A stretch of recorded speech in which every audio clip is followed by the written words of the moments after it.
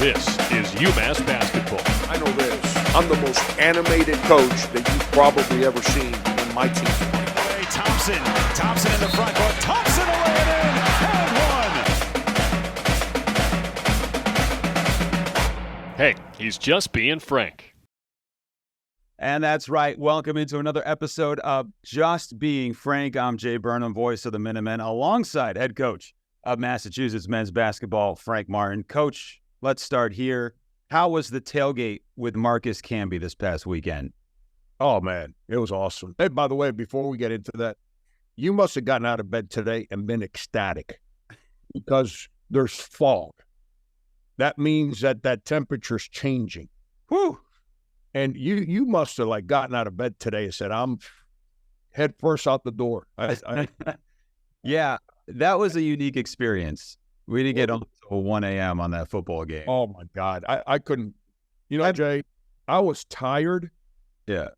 And I had the luxury of sitting on my couch to watch a game. I can only imagine you guys that had to actually like be mentally and emotionally engaged in the game. Yeah. So your jobs, whether it's player, coach, or you, and Gresh, and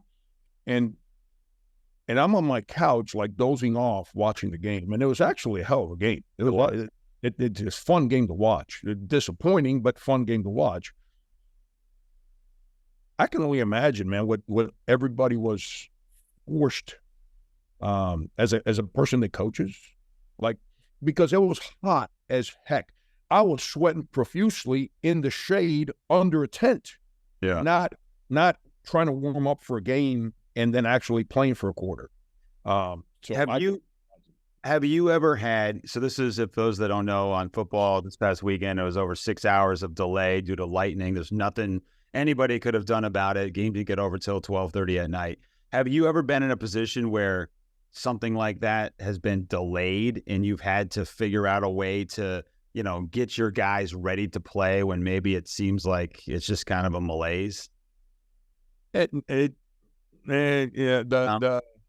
only thing I could, because we're indoors, so whatever technicalities we have, or light fixtures, or a scoreboard issue, or a shot clock issue, that gets rectified fairly quick.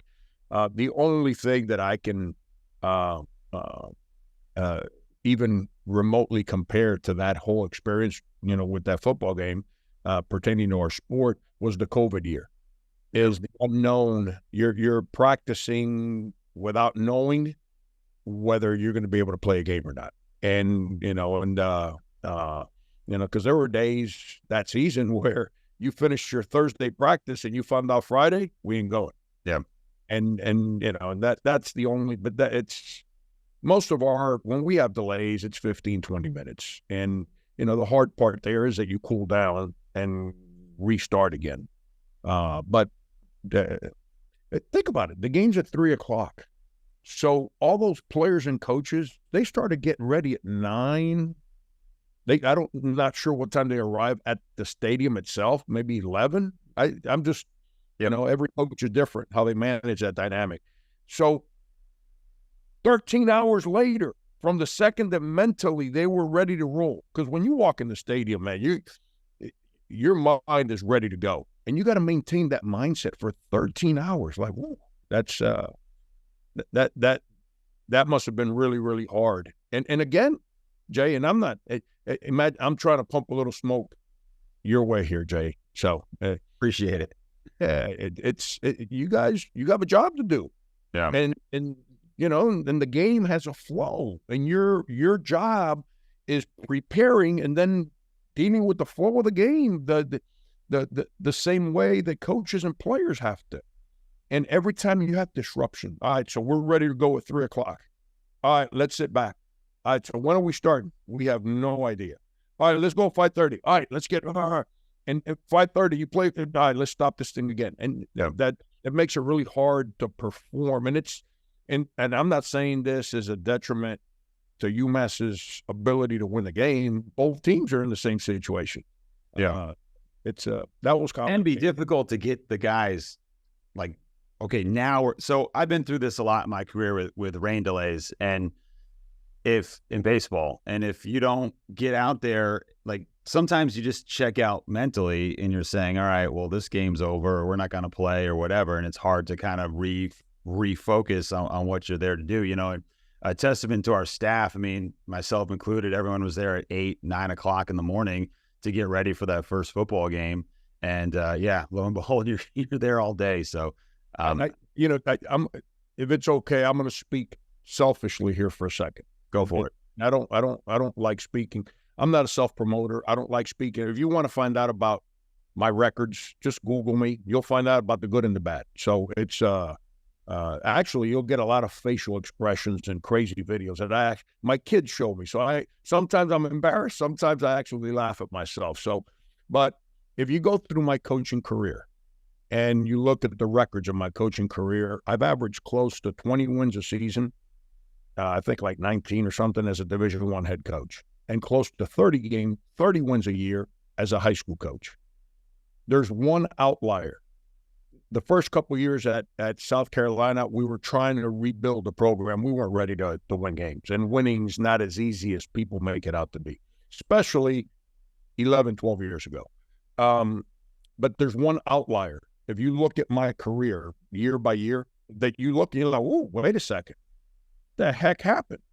It was COVID. I said it when the season ended. I couldn't do my job. And I don't say that as an excuse. Everything I tried didn't work. So I used that because as coaches, we're all wired to manage certain things a certain way. And I don't know if I would have been able to keep my guys geeked up and ready to go with such a big delay. I don't know if I could have done it. And so hats off to the two, because both teams made mistakes when they restarted at 9:50 at night or whatever time it was. Yeah. But they played really, really hard. Yeah. So hats off to both teams and both coaches, coaching staffs, and you guys that had to work. Just one last note on this, because I just thought this was funny, and just part of what was going on is that the visiting team, Miami of Ohio, was in the concession line during one of the delays, getting hot dogs and nachos and what have you. So that's unreal. It gives you a good idea. Indeed. I was sitting in my house and I started thinking of this. Both teams, like, they're in locker rooms, and I'm not trying to diminish our facilities. I've been in big time facilities. I'd lose my mind if I was sitting in a locker room for 6 hours. Yeah. What do you have? A stall? You had, 2 couches? Like, you're in there for. What was it? From like 6, it ended up being a 6 hour. Yeah. Because it's when they reported for the game at 11 a.m. or whatever. Advantage home team in that situation, especially with the home facilities. I wanted to ask you about, I think this is something I'd like to do, because you send out some tweets that I'd like to dive further into for you to give you like more than 140 characters to explain, or however many characters they've thrown out there now. You sent out a tweet yesterday that said, get by or get better. What do you mean by that? You get out of bed every day if you're lucky to deal with the present day. And what I mean lucky is you're given life. The days throw good things at you and throw bad things at you. Now yesterday was Tuesday, I think. And because we're in a recruiting deal again. So I'm in and out. And Monday I had to manage some stuff that by the time I went to bed, it's September and I'm struggling to sleep. And I woke up, finally fell asleep. I was short on sleep. I woke up Tuesday. And then what I do every day when I work out, people around here are starting to understand, leave Frank alone when he's got that hour, because he's getting his mind right to be at peace with the workout, a team meeting, whatever it is that where I've got to separate everything I got going on and fully connect my mind and my emotions to helping the players, whether it's in a meeting or a practice or whatever it may be. And when I was in that moment yesterday, it's what I tweeted is kind of a message I shared with the players. And as you go through the journey that we call life, sometimes you end up with a lot of great news. Other days, it is a bag full of negative energy. And all of us as individuals, we wake up the next day, we're given the opportunity to take a deep breath and live that day. We got two choices, whether we're in a good mood or a bad mood. And we're either going to just try and get through the day, or we're going to attack the day and maximize the positive in our lives and attack it with everything we got so we can get better that day. And so it's just a thought. I think, because there's days where I'm like, all right, I just need to, here are the 5 things I need to execute, and I just need to get through it. And that's not the mentality to have. no. And Jay, what happens is, I told somebody the other day, and they thought I said I was like in a conversation with some friends, and they were like, so are you starting to think about retiring? I'm like, no. But I also know I'm not 32 years old anymore. And, what I told someone the other day is I think I even shared this baseball analogy with you. I'm trying to slide into home one more time. Yep. And I'm closer to the 9th inning than I am the first inning. And I'm at peace with that. But I'm having the time of my life. And I'm as full of energy and excited for teaching as I've ever been. But as you start getting older, you realize, when you're 20 years old, man, you think life goes on forever, and you think basketball's going to go on forever, or whatever it is that you do. That's what I did. So, but now when you get to 57, like I am, you start realizing, like, man, I let a lot of days go by when I was younger that I didn't maximize the day to help me be better at a younger age. And my goal, I'm not trying that. I'm trying to learn so I can continue to be excited. If I stop learning, I'm bored. And if I'm not going to learn, I don't need to coach anymore, because that means I'm not trying to help people grow. But at that young age, a lot of times, man, people take the day for granted, whether it's class or it's practice or the weight room. Man, at 57, I still go in that weight room. I don't care how hard I try. I can't even taste the amount of weight that I used to move around in the weight room when I was 27. Yeah. And it's frustrating, but it is what it is. I just look back and I wish I would have gone at things a little bit when I was younger. Yeah. And I think that's just real retrospective of you to kind of like have those thoughts. But as I hear you talk about learning, and as I know you've got a team workout in a little bit here while we're recording. Yeah. I think the question because people want instant gratification in today's day and age, right? And they want everything to be right there for them. They want success for their teams right away. You have a lot of young players. So realistically, how quickly can they learn, grow, and get prepared for the season? I mean, what would be the growth for them from today to when you tip off in early November? That's the beauty of education, man. You Jay, I was driving one day. I hope I don't bore you with all my stories. I love your stories. And by the way, they're all real. I don't make these things up, but I think a lot. My brain's always on the go, especially when I'm alone. And my team, I had a young team in South Carolina, and we weren't playing great, and I was managing some middle of the season, some dynamics that I wasn't happy with within our team. And obviously when you're dealing with all that, you're not going to win games. But I was trying to hit the fast forward button because my job depends on winning games. Yeah. And I was driving into work and I was frustrated, and It was a Saturday morning, early in the morning, and there was I don't know, the local news station, which is what I don't listen to national news because national stuff is irrelevant where I live. I worry about what I can control and impact, which is where I live, where my feet are at.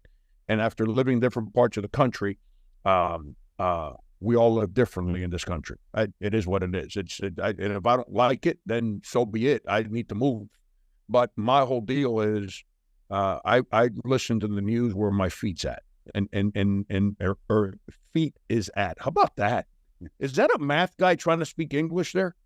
Where my feet are at. So I'm listening, and there was a guy talking about gardening, and I wasn't even paying attention. I was just driving. And I was thinking, I'm like, man, I got to figure this out. And for whatever reason, he said something and it drug my ears to the conversation on the radio. And the next thing he said as I was driving was like, whenever you're trying to make a flower bloom, you don't get to decide how big it blooms or how fast it blooms. All you can keep doing is watering it and let that flower bloom at its pace to the whatever size it was meant to be. And I was driving and I was like, Frank, what are you doing? You're trying to force people, which we're all different, to all grow faster than they're destined to grow, or grow to a bigger personality than they're destined to be. Just go in there and just keep feeding them, man. Keep watering them. And eventually let that take off. And I got to be at peace with whatever that final outcome is. Right. Sometimes you go to the store and you buy a dozen roses, which, by the way, I haven't done for my wife in a while. I'm getting ready to get in trouble. But you buy a dozen roses and you bring them home. And 4 of them last 2 weeks. Right. A couple of them die the next day. Some of them bloom really big. Some barely open up. We can't control. Now, if we don't water them, then they're all going to die right away. But so that's the way I find peace. And in today's day and age, that's where the intersection of the way 14-year-olds to their 23-year-olds, the life they live compared to the life I live and lived is they're addicted to that instant gratification. Right. And I'm not. And my job has been now, the job I've signed up to do, and I'm at peace with it, that's why I signed up for it, is it's linked to that generation where everyone thinks there's an easy way to get from here to here. And we tend to forget that we deal with human beings. And when you deal with human beings, we're all different. I could care less about school. I came from a great family, but when I was in high school, I was trying to get by academically. I cheated myself. And it wasn't until I started coaching that I realized, like, man, I got to develop my brain, because all this running and lifting and dunking is irrelevant if I can't help these young people get better. So when I started coaching, I was 20 years old, coaching dudes from my neighborhood. I didn't know basketball. I didn't know how to teach. So I just tried to do everything through fear, because that's how I learned as a kid at the park. Like, you did what you're told or you're going to get your ass beat. Excuse my. And so I tried to manage that way. I wasn't happy with myself. I tell the players now with Alan. Alan was a part of that when he was a kid. And Alan just laughs. And I tell the players, I'm like, I'm sure if you grab Alan in a simple moment, having a conversation, he'll tell you, man, Frank's gotten old and soft. But what I used to do back then was wrong. And I don't mean wrong like harmful. I didn't like physically assault players, all that. But I tried to motivate through fear. And that works just like trying to chase that short money, that instant gratification. Mm-hmm. You know, Jay, I've gotten to know you a little bit. I believe you're a guy that enjoys a good meal. Yeah. Yeah. I think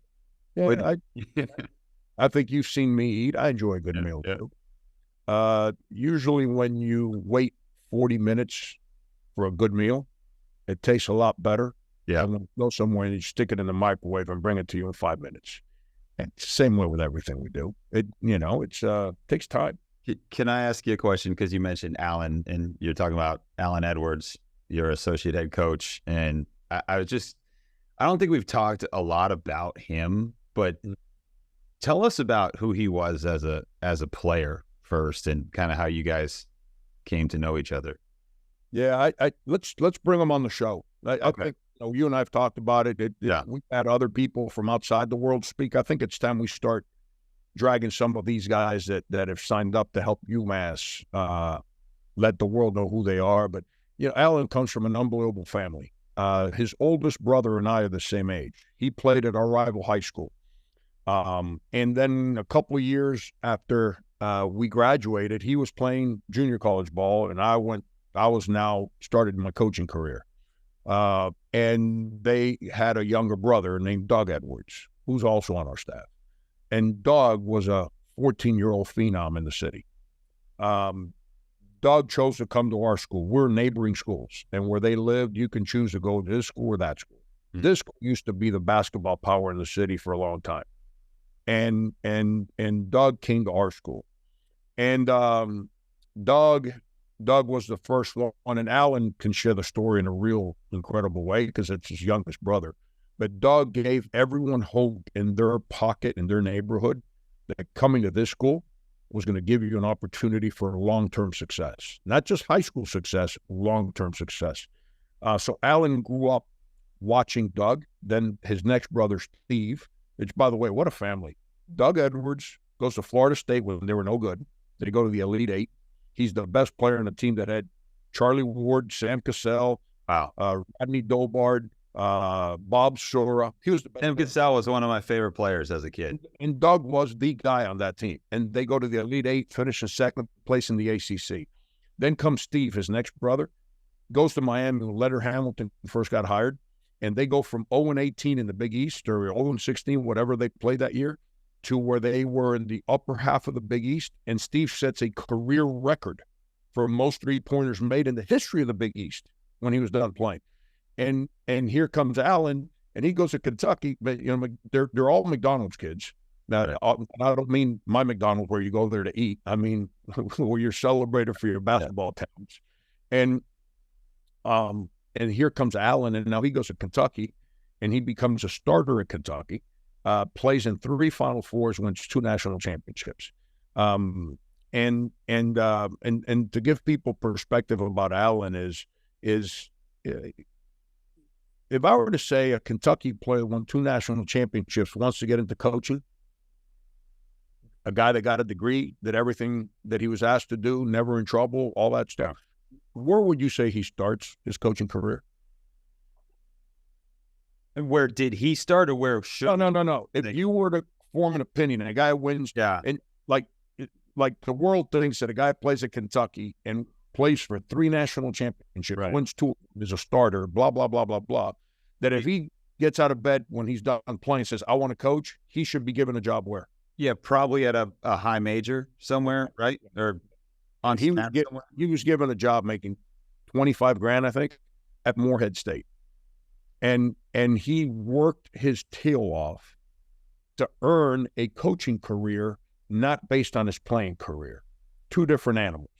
And goes on and becomes, ends up working for a guy named Larry Shyatt, who Larry is a phenomenal X&O guy. And Larry hires him. He's a loyal assistant, works his tail off. When Larry retires, they give Allen the job. And he had immediate success as a head coach of Wyoming. And then next couple of years, roster turnover, massive injuries, and he ends up losing his job. It's the way this business works. It doesn't mean people are not good at their jobs. It's just the way it works. And so he's incredibly thoughtful. The reason I said the story about Doug and all that before him, he observes. He's always trying to learn, and he's trying to figure out the people before him that make decisions why they work, why they don't work, why they had success. And then he shares all that with the players. But when you go to Kentucky and you become a starter at Kentucky and you play for 3 national championships, that makes you an unbelievable competitor. It's not easy to be a starting player at Kentucky. Yeah, you know, and Cal, who I think all of us at UMass love, I got nothing but respect for him as a dear friend outside of UMass relationship. He didn't invent the pros at Kentucky deal. That's been going on. I know he got credit for creating the one and done mindset, but pros at Kentucky's been going on for a long time. And Allen became a starter in that environment. Well, you're not doing that just because of your good looks or your charm. There's a level of competitiveness. He's got those too, though. Oh man. But I tell him, he's starting to look old. I remember the young Allen. He's starting to look. We got to get him on to defend himself, so we'll set that up for sure. All right, so we talked about last week that we were going to touch upon conference realignment. So you mentioned Coach Edwards was at Wyoming. What if I told you, say, down the line, Wyoming was in the same conference as Maine, right? I mean, this sort of, as we recorded last week, it was Cal and Stanford joining the ACC along with SMU. Just from a larger perspective, not necessarily involving, UMass or specifics, what are your thoughts when you see this type of shifting in the world of college athletics? Sad. Yeah, it's sad. I've said this from the word go. I understand, but let's not kid ourselves. Television and those companies are the ones that are driving this because it's a money-making opportunity for them. It's not what's the best interest of college campus athletics. It's what's in the best interest of television markets making money. We're in the world of education and competing in sports in college athletics. Television industries are in the world of making money, and leaderships, and I don't care who gets mad at me for this, they're trying to make money because we're all in a rat race to win a championship. And it goes back to the mindset that's flipped. That's why you rarely see coaches in the two big money-making sports, football and basketball, stay at a school for very long, because we've decided to enter this world that kind of comes with salary. I get it, where winning today is the only thing that matters, and we forget that there's a lot of things. We're not pro sports. It's a different fan base. It's a complete different journey. But that's the world this is going in. I've been saying for a long time. I just didn't articulate it as intelligently as Rick Pitino did, another UMass guy. We should break football away from Title IX. There's not a compatible sport on a college campus to men's football. And I say men's football because women have the right to play on or try out for a men's football team. But if they can't, there's not a compatible sport. Softball, baseball, men's basketball, women's basketball, men's swimming, gymnastics, tennis, soccer. You get what I'm saying? Yep. Football's got 85 scholarships, and it generates a revenue that allows all these other sports to have rights and exist. So I've always been of the opinion to not burden athletic directors and college campuses to the 85 scholarships, which predominantly 99% of them go to males in football. Now you can still generate your revenue from football, but now you have a real level playing field for all the other sports that do have compatible alternatives. And that's what I always said. To make it its own governance, essentially, because what's happening right now is it's dictating the rest of college athletics. Correct. And what Coach Pitino said the other day, he was exactly right. Football, the NCAA doesn't profit a penny, not one penny from football. 95% of the NCAA's annual budget comes from men's basketball. 95% of it. So Wait, that's the tournament money, but for football, that the bowl money and the championship money, NCAA don't make a those are going to be campuses make money right. from their relationship with their football team. So make football its own entity. And now if they play once a week, if Stanford wants to fly, if the leadership of their campus think that maybe what would it be, 3-4 times a year, they want to get on a plane and fly Thursday night and land in Maryland, or wherever. I don't know. What is it? What would it be? Oregon's going to, I don't even know anymore. Oregon's going to the Big Ten. Is that what it is? Yeah. That means Oregon and Maryland are playing each other. Yes. So campus presidents think that for football reasons, because it's going to generate unbelievable dollar value, football team can wake up 3 times, because it's not going to be more than that, on a Friday or Thursday, practice, get on the plane, land over here on a Friday, spend the day on Friday, play on Saturday, and then fly back Saturday night. If that's what they choose to do, it's 3 times a year. Who's getting hurt? Right. The rest of us, we play 31, 32 games a year. Half of those are on the road. Now, the rest of us in my sport, in soccer and everything else, we play midweek games. We don't play Saturday at 3 o'clock. We play Tuesday night. We play Thursday night. This week, we might play Thursday and Saturday. In all the other sports are the same way. And I've given you a long-winded answer. Who I feel bad for are the fans. Because, you lose Oregon State. You lose. We lost the regional rivalries. Oklahoma State. Yeah. In the fan bases, that the reason football is followed the way it is, it's not because people in Utah watch Michigan State football. And sorry for picking on those 2 areas. What created that energy and enthusiasm is that people knew that at the end of the year, Big Ten fans were going to California to see the championship game between the Big Ten and the Pac-12 conference. Right. That's what created the energy, the followings. It was their schools, and university fan bases are based on alumni and communities, not business owners that buy a boatload of tickets and suites to go watch a pro. That's why pros go from Team A to Team B to Team C, and their fans follow them to whatever team they wear. And college fans, man, I told you the other day, this is who they love. This name here is who they respect because they come play at their schools. And so I don't know. I'm not a fan. I'm not a decision maker. I just wish that the whole football dynamic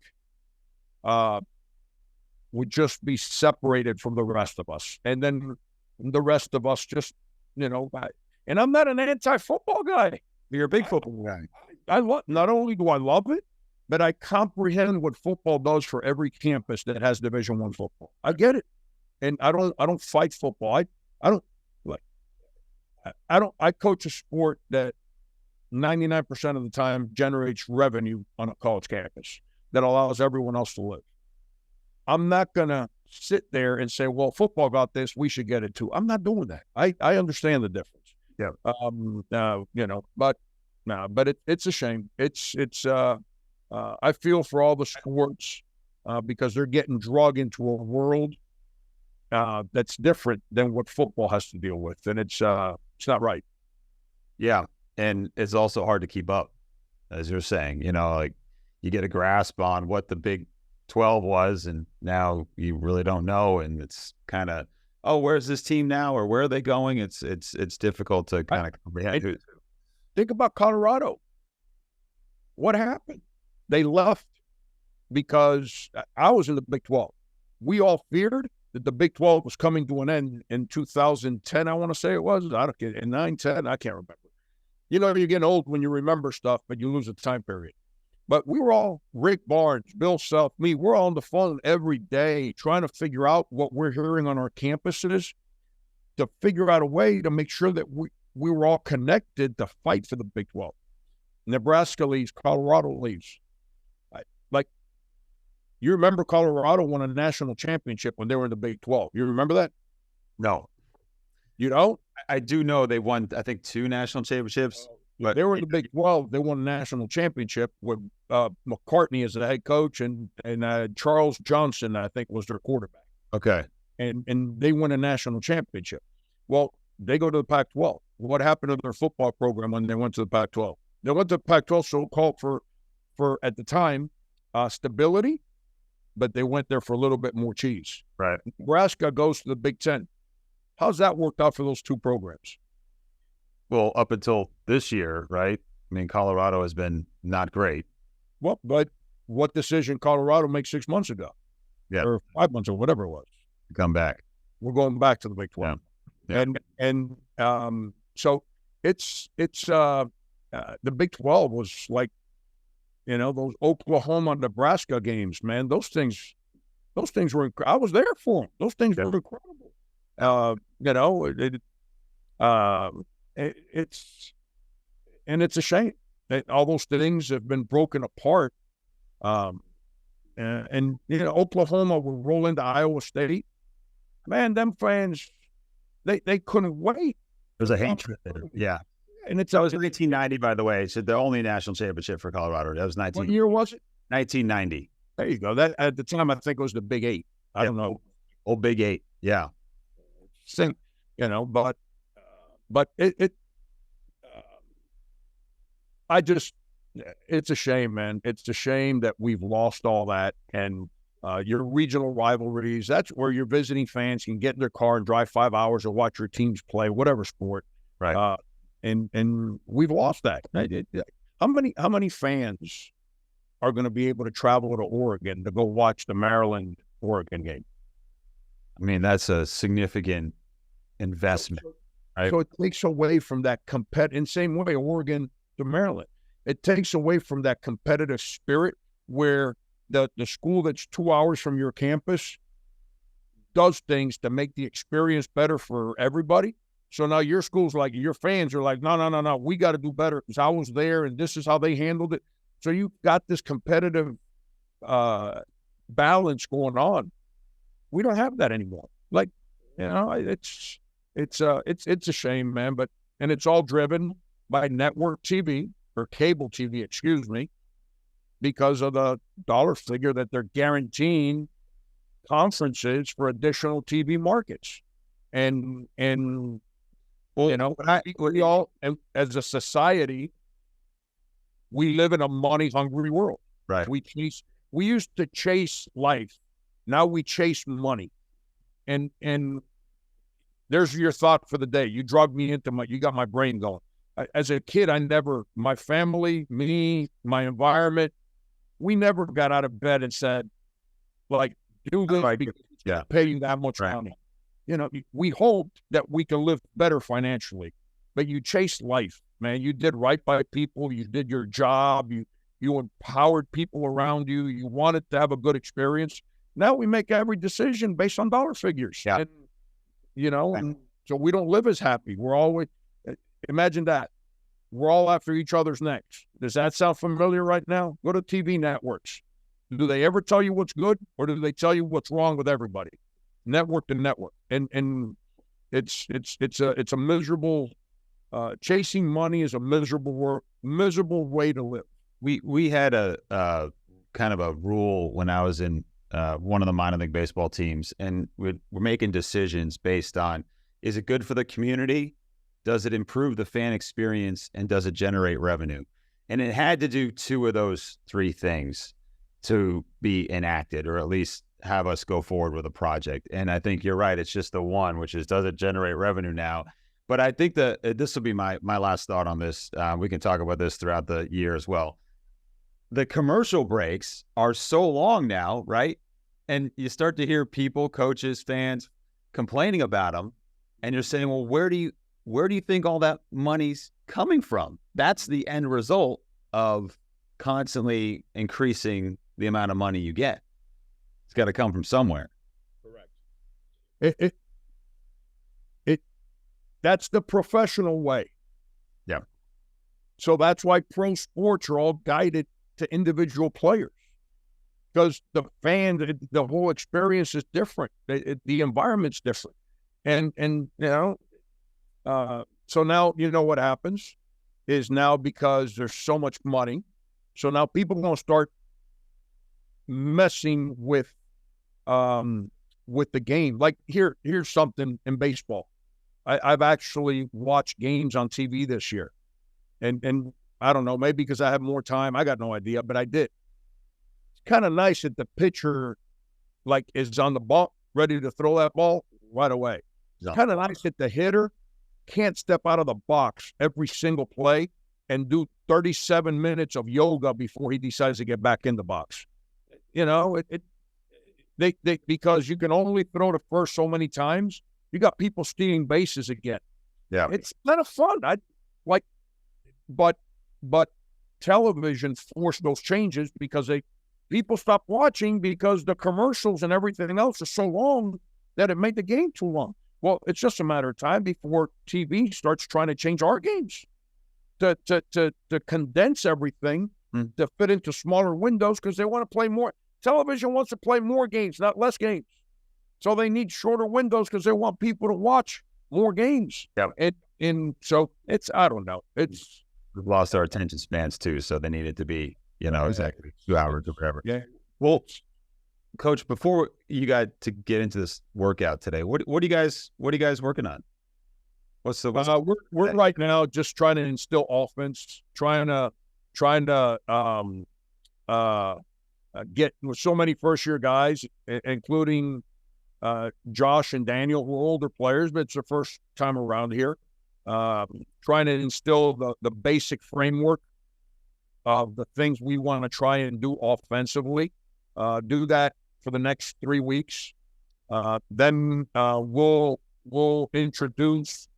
After that, we'll introduce. By the way, the people power washing the building picked a great time to come over here and start power washing my window right in the middle of our conversation. But try in about 3 weeks. Then we'll implement zone offense, baseline out of bounds offense, sideline out of bounds, box on one, triangle on two. You got to have a base for how you attack everything. And then as the season goes on, you grow your base.